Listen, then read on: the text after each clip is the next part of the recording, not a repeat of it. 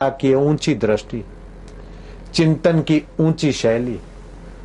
तो राम में और रावण में क्या फर्क है कि राम जी का चिंतन की शैली ऊंची है और रावण के चिंतन की शैली नीची है। बुद्धि तो श्री राम जी में भी है और रावण में भी है, विभीषण में भी है। बुद्धि तो मच्छर में भी है, लेकिन मच्छर में बुद्धि पेट भरने तक की है। मकोड़े में भी बुद्धि है, गुड़ पे बैठता है, नमक को नहीं चूसता। खटमल में भी बुद्धि है, पेट भरने की और बच्चे पैदा करने की। दुख आए तो भाग जाना और सुख आए तो वहां पहुंच जाना। ऐसी बुद्धि तो खटमलों में, कीड़े मकोड़े में होती है। अपने बच्चों की सुरक्षा करना तो चिड़ियाओं की बुद्धि में भी आता है। बिल्ली को भी यह अक्ल है कि मेरे बच्चे कैसे कहां सुरक्षित होंगे। मोर को, ढेल को भी पता है कि मेरे अंडे कहां सुरक्षित रहेंगे और कैसे उन्हें चारा चुगाऊं। तो बच्चे पालने की मति तो छोटे छोटे जीव जंतु, कीड़ी मकोड़े में भी है। पेट भरने की बुद्धि तो उनमें भी है। लेकिन भगवान कहते हैं जो मुझे प्रीति पूर्वक भजता है, मैं उन्हें बुद्धि में योग दे देता हूं। ददामी बुद्धि योगम तम ये न माम उपयांति ते। जो मुझे प्रीति पूर्वक भजते उन्हें मैं बुद्धि योग देता हूं। बुद्धि बढ़िया है और उस बढ़िया बुद्धि से कमाकर ठीक ठाक टिप टाप रहते हैं, ये कोई बड़ी बात नहीं हो तो बुद्धिजीवी है। बुद्धि बेचकर शरीर को सुविधा में जिला रहे, और जिस शरीर को सुविधा दिलाई वो शरीर एक दिन जल जाएगा। सारी बुद्धि का खर्च शरीर की सुविधा में लगा दिया, ये बुद्धिजीवी है। बुद्धिमान, मैं बुद्धिमान हूं, बुद्धि के वाहन में भटकता है। अरे क्या जाने, हम सब जानते।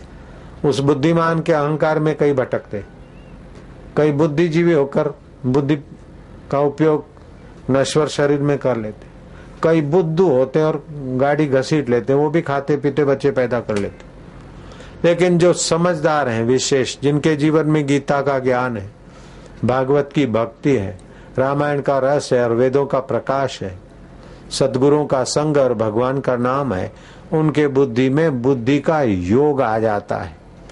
जो मुझे प्रीति पूर्वक भजते हैं उन्हें मैं बुद्धि योग देता हूं। नफे में वही रहता है जिसके पास बुद्धि योग है। चाहे धनी हो फिर भी नफे में नहीं है, निर्धन भी नफे में नहीं है, पठित भी नफे में नहीं है, अनपढ़ भी नफे में नहीं है, भाई भी नफे में नहीं है, माई भी नफे में नहीं है, देवता भी नफे में नहीं, दैत्य भी नफे में नहीं, हिंदुस्तानी भी नफे में नहीं और दूसरे देश वाले भी नफे में नहीं। नफे में तो वे हैं जिनके बुद्धि में बुद्धिदाता का प्रकाश विशेष हुआ है, वे नफे में। वे यहाँ के वस्तुओं का उपयोग करते हैं लेकिन उनकी आसक्ति में पच नहीं मरते और परलोक को पूरा का पूरा, परलोक के रहस्य का अमृत जीते जी पा लेते हैं।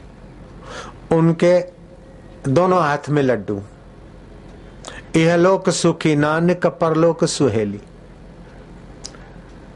ये भी कहती है गुरवाणी, नानक दुखिया सब संसार। लोगों ने एक बनावट बात जोड़ दी, नानक दुखिया सब संसार, ताते अधिक जमुना पार। जमुना पार वाले उससे ज्यादा दुखी, पॉल्यूशन ज्यादा है, ये तो लोगों ने मिलाया। कि नानक की वाणी तो ये कहती है कि दुखिया सब संसार, सुखी बसे मिस्कीना जिन नाम आधार। जिसे नाम का आधार है, प्रभु का आधार है, वो सुखी रहता है। तो जो नाम जपेगा वो सत्संग में जाएगा, जो नाम जपेगा वो साधु की वाणी सुनेगा और सत्संग में जाएगा तो क्या होगा कि सत्य असत का विवेक होगा। हरि सम जग कछु वस्तु नहीं, ये बात किसी भी रूप से, किसी भी ढंग से वो सुनेगा। सार वस्तु में बुद्धि को महत्व आएगा, असार वस्तु से बुद्धि को उपरामता कराने में वो सक्षम होगा, साधन समझ लेगा। तो आपका जीवन दो ताने बानों से बना है, कर्म से और ज्ञान से। हाथ कर्म करते हैं, जीभ बोलती तो कर्म करती है, चखती तो ज्ञान।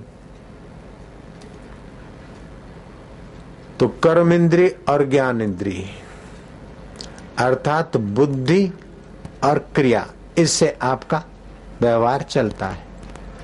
जिसके व्यवहार में बुद्धि की सात्विकता है, उसके व्यवहार में कम साधन, कम सामग्री, कम समय में भी अच्छा सुख, ऊंचा सुख और दूसरे को सताए बिना का सुख उसके जीवन में चमचम चमकेगा। जिसके बुद्धि में रजोगुण है वो दिखावटी सुख, दिखावटी जीवन और मिटने वाली वस्तु और शरीर को मैं मानकर उसी में उलझता रहेगा और अहंकार का सुख लेगा। उसको धोखे पे धोखा खाना पड़ेगा, क्योंकि उसकी बुद्धि में वासना की प्रधानता आ गई, ज्ञान की प्रधानता नहीं है, सत्य की प्रधानता नहीं, चित्त की प्रधानता नहीं, आनंद की प्रधानता नहीं, लेकिन कल्पना और वासना की प्रधानता है। वो बेचारा मार खा जाता है। आप किसी को लाखों करोड़ों रुपया दो, उसका उतना भला नहीं होगा जितना आप उसको सत्संग दिलाकर उसके बुद्धि में भगवती प्रकाश देते, उसका ज्यादा भला होगा।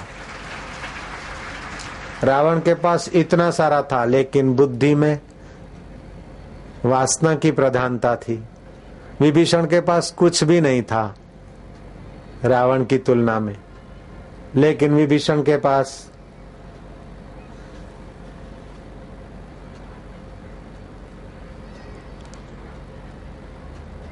सत्व की प्रधानता थी। हिरण्याकश्यपु के पास बहुत कुछ था,